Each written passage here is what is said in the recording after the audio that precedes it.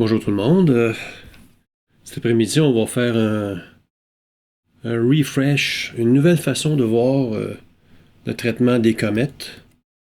Je vais aller voir mon document, un nouveau document que j'ai fait, un nouveau PDF que vous allez avoir accès. Le lien va être dans la description du vidéo. On va complètement traiter notre accumulation de données avec WPPP pour retirer les étoiles et par la suite travailler avec Star Exterminator pour nous donner nos images de comètes seulement. Mais il y a un nouveau venu. Des programmeurs allemands ont développé un très beau logiciel qui s'appelle GraxPert, qui est un excellent compétiteur à DBE, le Dynamic Background Extractor de PixInsight. Ici, vous avez le site internet de ce groupe-là. On peut télécharger gratuitement le logiciel pour Windows, pour Macintosh et pour Linux. Donc, si je retourne à mon document, première étape, WBPP pour le traitement complet de nos données d'acquisition. Ici, vous voyez, j'ai déjà chargé mes captures de calibration, BIOS, les dark. Ce sont des données qui viennent de Telescope Live et j'ai téléchargé les fichiers bruts avec les fichiers de calibration. On a les flats, évidemment, et quelques images. C'est pas énorme, là. 4 images pour le bleu, 4 images pour le vert, 6 images pour le luminance et 4 images pour le rouge. On parle de quelques minutes, 18 minutes, 8 minutes, 8 minutes et 8 minutes. Sur l'onglet Lights, concernant les paramètres, normalement, par défaut, on devrait avoir PSF Signal Weight. Mais vu qu'on n'a pas beaucoup de captures, je l'ai changé pour PSF Scale SNR pour avoir toutes les données. On va évaluer le bruit selon le ratio signal-bruit, le SNR. Il y a un autre paramètre qui pourrait être intéressant au niveau de la localisation locale, normalisation locale, pardon. Ici, on a un maximum de 20 captures pour faire notre image de référence. On a seulement 4. Vous pourriez changer ici le nombre maximum de cadres à analyser. Moi, je ne le changerai pas parce qu'il va utiliser les 4 pour faire sa fusion, il n'y a pas de problème.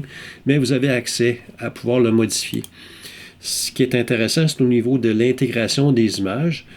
Ici, moi, j'ai changé le 0.05 à 0.7. Si le rapport signal-bruit est plus bas que 0.7, j'ai trop de pollution lumineuse, je ne veux pas accumuler cette image-là, je vais la rejeter. Fait que j'ai changé ce paramètre-là ici pour le poids minimum à 0.7. On continue. Chacune des groupes, on a automatiquement le flat. Et ici, j'ai dû optimiser le Master Dark parce qu'on a des 120 secondes alors que le Dark est de 180 ou de 60. Donc, j'ai sélectionné le 180 et automatiquement, le Master Bias va être utilisé pour pouvoir faire le Dark optimisé. C'est une deuxième fonction concernant le Master Dark. Il a été utilisé pour faire les flats, évidemment. Pour optimiser la durée de notre nouveau Dark, il sera utilisé également. La référence automatique et j'ai mon répertoire de sortie. Je fais un diagnostic. Il me dit effectivement que j'ai 3 Master Dark qui devront être recalculés à cause des écarts d'exposition. Fait que je fais un run et on l'exécute. Vous voyez ici que tout va très vite parce que j'ai déjà effectué le travail d'avance. Donc, il va aller chercher toutes les données qui sont en cache. Et voilà, le travail est terminé. Je change mon espace de travail pour aller, on va quitter WBPP, pour aller dans mon espace de travail numéro 1, pour aller voir notre canal rouge, notre canal vert, notre canal bleu qui a été généré par WBPP et à travers Channel Combination, j'ai additionné chacune des couches pour me donner mon image couleur. Qu'est-ce que notre document nous dit? Deuxième étape, combinaison des couches RVB avec Channel Combination. On peut appliquer une solution astrométrique avec script image, avec le script Image Solver si c'est nécessaire. On va aller jeter un petit coup d'œil à mon image. Si je viens voir le fits header, puis que je viens voir toutes les données, j'ai mon ascension droite, ma déclinaison.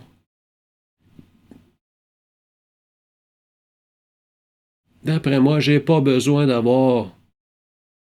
d'utiliser le script Image Solver. Par contre, ça ne coûte rien de l'installer, de l'essayer, de l'appliquer plutôt, pour pouvoir pour être sûr d'avoir nos données pour utiliser un peu plus tard lors de la calibration le procédé SPCC. Donc ici, Image Solver, je l'active.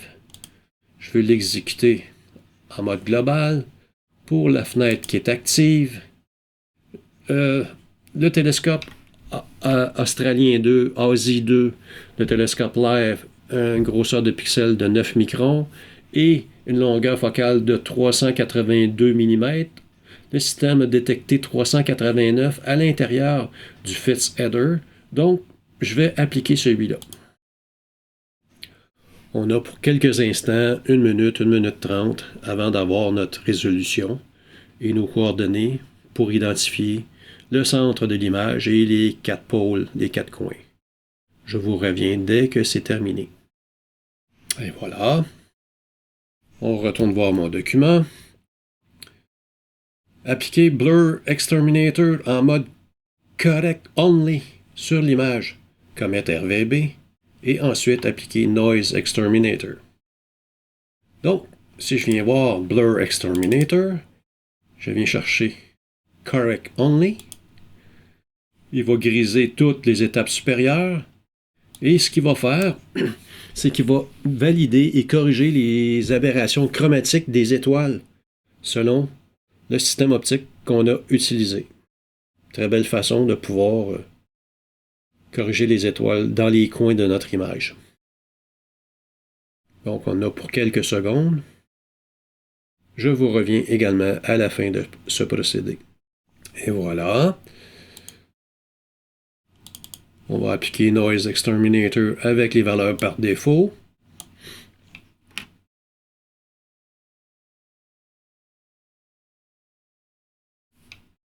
Et voilà aussi. Un petit coup d'œil à mon document PDF. On peut utiliser DBE pour aplanir agressivement l'arrière-plan ou sauvegarder le fichier Comet RVB en format XCSF afin d'utiliser l'application autonome DragSpurt pour retirer les dégradés du fichier. Fait qu'on va faire une comparaison entre les deux. Ici, à cette étape, je vais aller dans le menu File, Save As, pour pouvoir sauvegarder mon fichier 27 RVB. Il existe déjà, mais je veux quand même vous le montrer. Il va me dire que si je veux le remplacer, absolument. C'est un mode XCSF 32 bits. Et voilà, j'ai pas de problème de ce côté-là. Et maintenant, je peux appliquer mon DBE à l'étape numéro 5 de notre procédé. Vous connaissez la façon que je travaille. J'utilise de très grands pixels. Je génère le tout. Et j'essaie de les placer en dehors des nébuleuses qui sont visibles pour pouvoir évaluer le tout. Ici, ça va. Il y a beaucoup de nébuleuses dans cette image-là. C'est vraiment pas facile de pouvoir... Ici, lui, je vais le resserrer. On va analyser le modèle d'arrière-plan que DBE est en train de détecter. On voit très bien qu'il y a un dégradé assez prononcé dans notre image. Donc, on va faire une soustraction.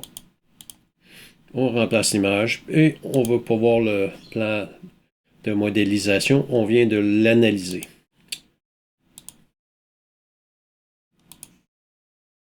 Et voilà. On a une image qui semble assez intéressante. On On a une colonne ici qui est un peu maganée. On peut la réparer avec le pinceau un peu plus tard. Maintenant, une fois que vous avez téléchargé l'application autonome GrackSpurt, je vais l'ouvrir pour pouvoir charger mon image que j'ai sauvegardée, qui est C27RVB. C'est un survol extrêmement rapide. Ici, vous voyez, je peux avoir aucun étirement sur mon image, donc je vois très peu de choses. Je peux monter à 10% d'étirement, 15% et ainsi de suite. Si on va au maximum à 30%, on peut voir davantage la nébuleuse. Et à la droite, dans le menu Advance, on peut venir changer la grosseur de nos échantillons. Je vais les ramener à 20 parce que, comme je vous disais, les nébuleuses sont assez constantes un peu tout partout. Ici, qu'est-ce qu'on peut faire? On peut créer la grid, générer la grid qui est déjà faite, fait que il la garde en mémoire, et on peut resetter nos points d'échantillonnage. Il y a trois méthodes de calcul. RBF, qui est celui de base, qui demande un peu d'intensité au niveau de votre processeur. Le spline est celui qui offre des calculs les plus rapides et les moins exigeants. Et le GrindGen est utilisé par les astronomes professionnels, les astrophotographes, qui demandent beaucoup de temps de calcul. Fait qu'on demande au système de calculer l'arrière-plan en cliquant sur Calculate Background. Il va évaluer le dégradé de notre image. Et voilà, ça c'est le résultat final. Si je viens voir ici en haut, j'ai trois choix. J'ai mon fichier original, j'ai mon fichier procédé avec les résultats et j'ai le background. Voici ce qu'il a détecté comme background. Je trouve qu'il est un petit peu mieux défini que celui de DBE. Et si on vient redescendre à 15% pour un étirement qui est plus beau à l'œil et aussi pour le résultat, on voit un peu moins le dégradé, mais notre image procédée est vraiment extraordinaire. Avec un très beau ciel profond, beaucoup de gaz, de nuances dans les nébuleuses, parce qu'il y en a plusieurs alentour de notre petite comète en bas à la droite. Il nous reste à sauvegarder le fichier en 32 bits avec le même format, XCSF. On fait Save Process. Il va nous rajouter le terme GrackSpurt à notre fichier dans le répertoire de notre choix. On va remplacer mon image que j'ai déjà travaillée. Et on retourne dans PixInsight. Ici, en double-cliquant sur mon bureau, je peux venir chercher mon C27 RVP GrackSpurt. Et on peut l'étirer.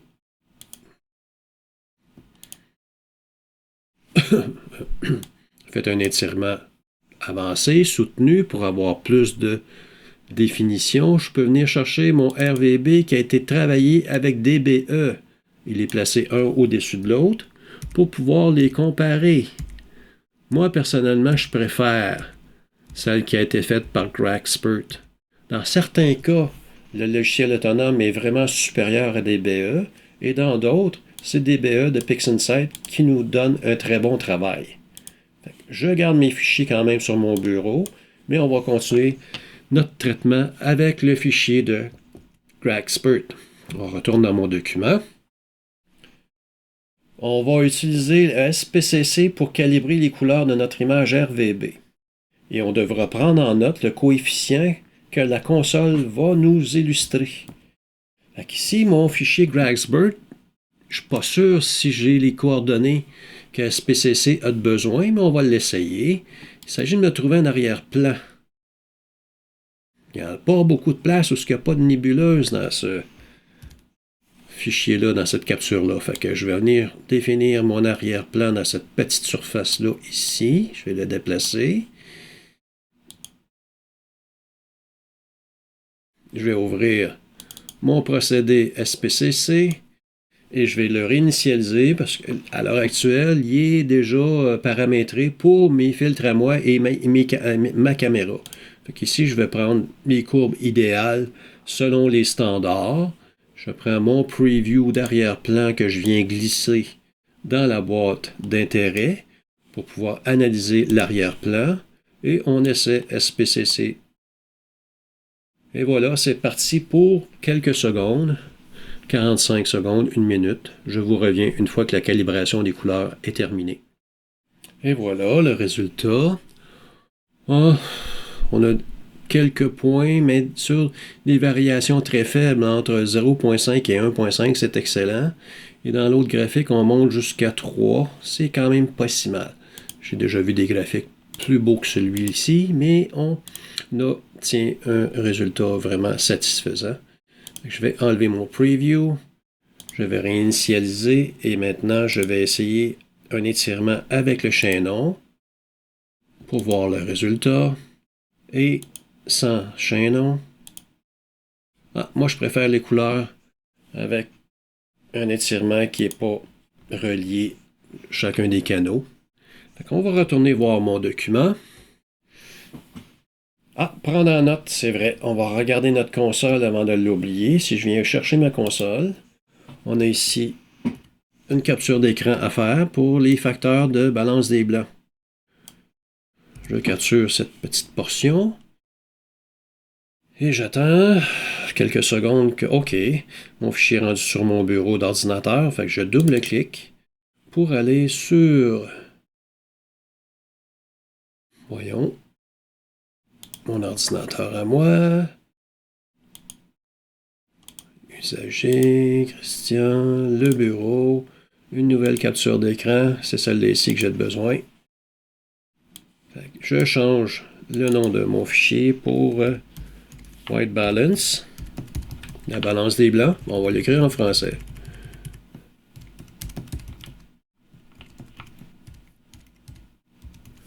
Balance des blancs. On sauvegarde ce fichier-là sur notre bureau à quelque part. Mon fichier me dit « Quittez le mode linéaire avec l'outil de votre choix. Histogramme transformation, masque stretch, GSS. Moi, je vais utiliser l'expression pixel math de Bill Blanchen que je retrouve dans mon espace de travail à bande étroite. Je vais ouvrir mon STF numéro 2. OK, c'est parfait. Fait que j'aimais mieux le stretch non lié, le on-link. Je l'applique à mon image.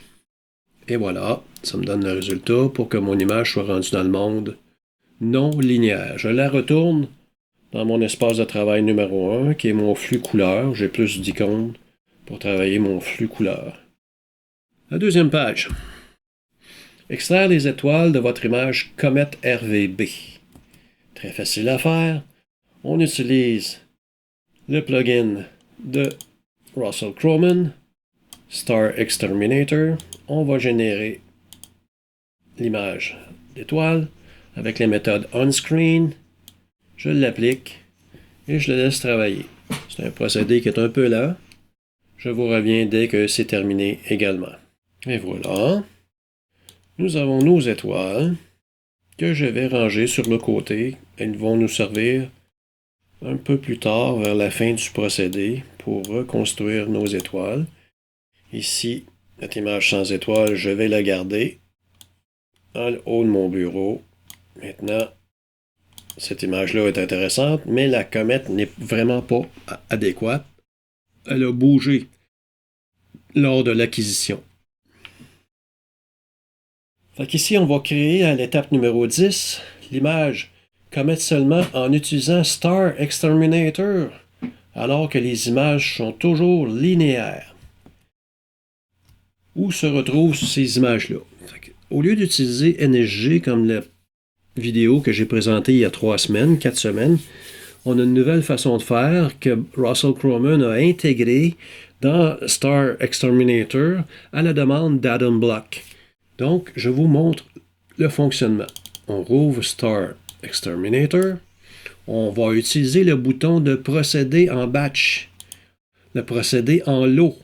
Ici, il nous demande de nous fournir un répertoire où je peux sauvegarder mes images sans étoiles. Donc, vous voyez ici, j'ai mon répertoire Comet seulement. Et par la suite, il nous demande d'aller chercher les fichiers à l'entrée et exécuter le tout. On va retourner au niveau lorsque WPPP a aligné nos fichiers.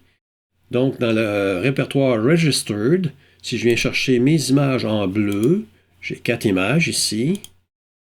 Ces fichiers-là sont en mode non linéaire, comme spécifié dans le document PDF, et je vais exécuter le tout. Et voilà, il va faire le retrait d'étoiles de chacune de ces images-là et il va classer l'image sans étoile dans le répertoire qui a été identifié. Il y en a pour quelques minutes à retirer les étoiles des 4 images alignées pour le canal bleu. Je vais faire la même chose pour les 3 autres canaux et je vous reviens une fois que le procédé total est complété. À plus tard. Donc, la 11e étape, on va utiliser le procédé Comet Alignment pour aligner nos images Comet seulement. Ça, vous connaissez déjà. Mais on va faire un petit rappel. On vient dans le menu Process, All Processes, Comet Alignment. Je viens chercher mes fichiers. Si je viens par exemple dans mon répertoire Comet seulement, je viens chercher mes images vertes. J'en ai 3.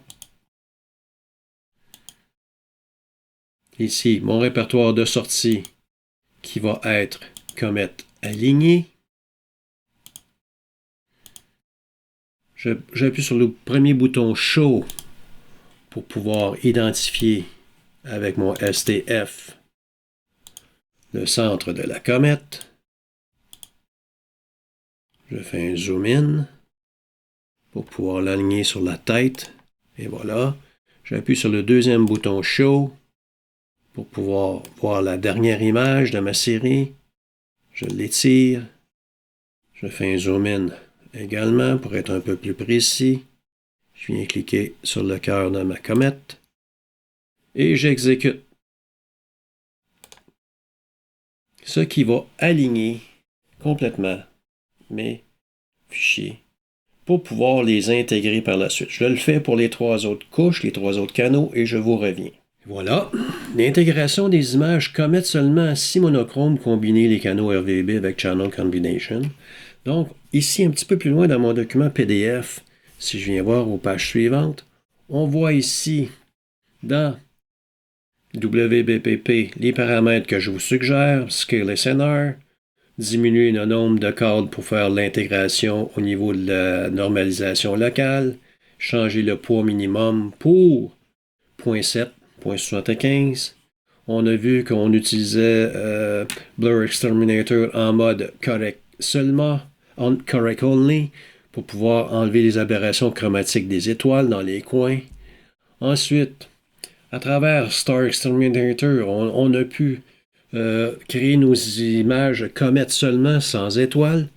Et par la suite, ici, au niveau de l'intégration, on voit les paramètres qu'on devrait utiliser. Donc, on va y aller avec Additive with Scaling. PSF Signal Weight, je vais le changer pour SNR. Et par la suite, ça va être Scale plus 0 Offset. On va faire un aller-retour pour être sûr de ne pas se tromper. Fait que je viens chercher ici mon fichier Integrate. Je viens chercher Comet aligné pour mes images vertes. Green et green. Donc, mon document me donne additive with scaling. On le change. PSF SNR, ça c'est bon. Minimum weight, il est à 0.05, mais il est déjà intégré dans les en-têtes. J'ai vraiment pas de problème de ce côté-là. Pixel Rejection, ça va être Scale plus 0 Offset. On a 3 images. C'est Percentile Clipping. Scale 0 Offset. On l'exécute. Ça va nous donner notre image de la couche verte dans quelques secondes. Et voilà, si je fais un étirement là-dessus, on a notre couche verte avec une colonne qui est endommagée, mais la comète, elle est très, très, très, très stable. Fait que je vous reviens dans mon espace de travail flux de couleurs une fois que toutes mes couches vont être intégrées. À plus tard. Donc ici, j'ai mes 3 images sans étoiles. Qu'en mettre seulement en rouge, en vert et en bleu. On utilise la combinaison rouge, vert et bleu. On l'exécute et voilà.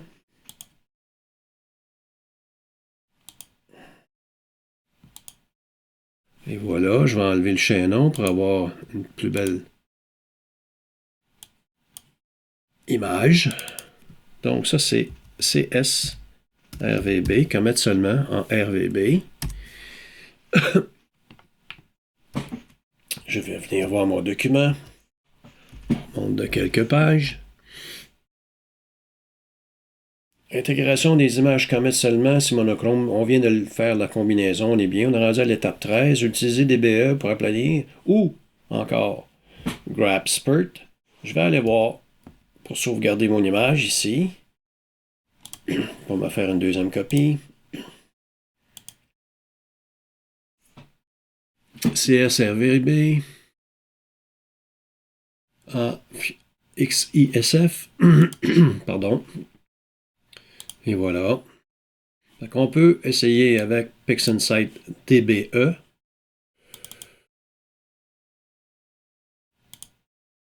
On va remonter l'échantillon à 100. On va essayer de ne pas toucher aux nébuleuses.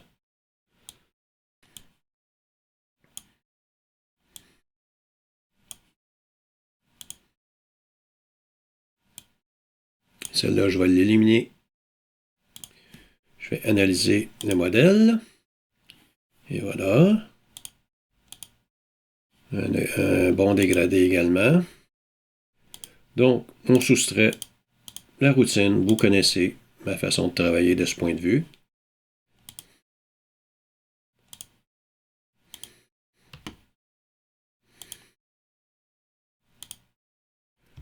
Et voilà. Le document me dit, on va essayer GraphSpurt. OK. On retourne au niveau de mon logiciel GraphSpurt. Et voilà, on va charger mon image CSRVB en XISF. On va aller chercher le 30% pour une meilleure définition. Vous voyez ici, j'ai beaucoup d'images. On va tasser celui-là, on va le mettre dans le foncé. Celui-là, on va le mettre dans le foncé. Si je veux éliminer un échantillon, je clique à droite sur ma souris, il va l'effacer. Petite nuance qui est différente de DBE. Ici, je vais changer certaines applications d'endroit pour ne pas avoir de nébuleuse dans mes calculs le moins possible. Vous comprenez le concept. Moins d'échantillons, mais on peut avoir un résultat fort intéressant. Je continue à faire l'élimination des échantillons qui ne sont pas au bon endroit. Ici, ça va, ça va. OK. Donc, je vais essayer de calculer l'arrière-plan pour avoir les résultats du dégradé retiré. Et voilà, on va baisser l'intensité lumineuse pour avoir un point de vue différent. Et voilà. L'original. Améliorer. Le background qui a été détecté. Donc ici, je vais sauvegarder ce fichier-là avec le suffixe GraphSpurt. Et voilà, je quitte l'application. Vraiment très facile d'utilisation, puis un super de bon dépanneur. Donc lui, je vais le tasser pour importer le fichier qu'on a travaillé avec l'application autonome. Attendez une seconde.